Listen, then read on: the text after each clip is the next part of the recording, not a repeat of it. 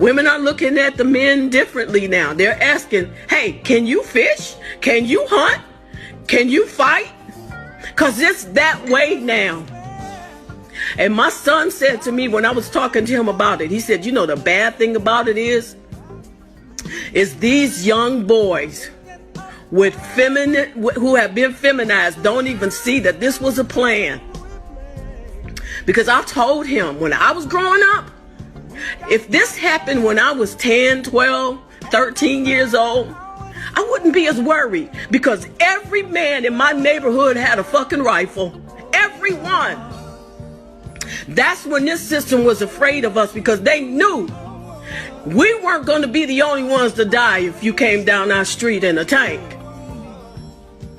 We have been weakened, people. We have been denatured. Because if we want fish, we got to go to them to get it. If we want clean water, we have to go to them to get it. And who can tell how clean that is? If we want anything, we have to go to them to get it. We have got to change. We have got to change. And I know that you guys get upset with me when I talk to you about this, but this is on us. This is our land. The ADOS people don't want to accept that this is our land, but those of us who know that we are Aboriginal and that we are Indian, we better come together. It's not about how much money we can get for what we talk about. It's not about Cash App. Because Cash App ain't going to save us. We going to have to save us. I never thought that I would be the type of person to bear my feelings the way I'm doing it right now. I never thought I would.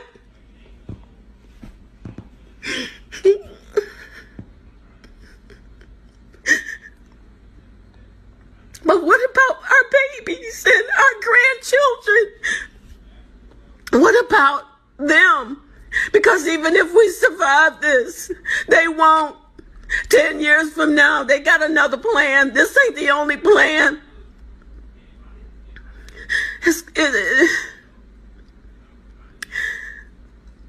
I guess I'm really saying more than I plan to say, and I apologize for that. But we better take our lives into our own hands. We better start now. Even if it means just going to your neighbor next door. I told my son, I said, if this happened when I was young, I wouldn't be worried about it. Because if I got hungry, I didn't have to go to the store. I sat on my auntie's roof and ate cherries. And when we got tired of that, we ate berries. And when we got tired of that, we ate whatever they picked out of the yard. Or the bread that they made. We grew up on beans. We grew up on good food until they told us we were poor.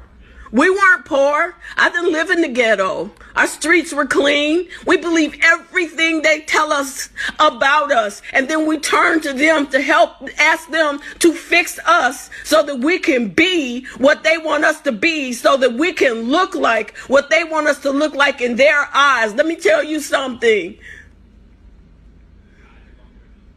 We better learn. We better get it. Another thing I said to my son, and then I'm going to get off. I'm not going to bore you with too much more of this, but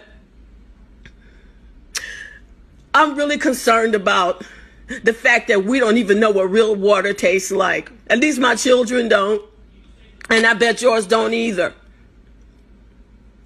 Having foreigners on our land is a very serious issue. And let me tell you why. Some time ago, I went camping. And I was telling this white lady, I said, you know, I will never forget this time when there was water running down from the rocks. We went to that little stream, cupped our hands, and we drank the water. And she said to me, it didn't make you sick? No, it didn't. And it wasn't supposed to. You know why? Because my DNA is from this land. This landmass. So when I go to another country and I'm dealing with the DNA of that landmass, The water will make me sick. You got to understand that your DNA is in this land. You're a copper, so is this land. People, just try and get it. Do some research. Go back into your family history and start finding out where you came from. Because if you are from Africa, then you need to be on that landmass. But if you're from here, you need to work to figure out how we can get our land back, how we can come together as a people. Because if we don't, we're done for. We are. And I know that other people don't say it out loud like this because they're scared. Well, let me tell you something. As brave as I usually am, I'm scared. I'm scared for us because we got to get it. We've got to see it. I don't care what religion you are. I don't care anything about that. It's about the bloodline. We're the same bloodline. We got to stop hating each other. We got to love each other enough to go to our next door neighbor and say, hey man, I'm your next door neighbor. We got to come together. We got to do like we used to do. We got to help each other mow our lawns. We got to start planting food in our yards. We need to get trees that bear fruit in our yard. So if you need something from me, I have it for you. Because I'm going to tell you, that's who we really are. And most of us don't even know, as Aboriginal people, we had the first World Trade Center. That's where they get it from. And it was a world trade, not a world buy. We bartered. We traded. Whatever we needed, we got from another country, and they did the same for us. And we've lost that. We've lost that care for each other and that taking care of each other. It's always about the money. What can you give me if I help you? We better get out of that because that is not who we are as a people. So I've ranted, and forgive me for that. And it said, women are looking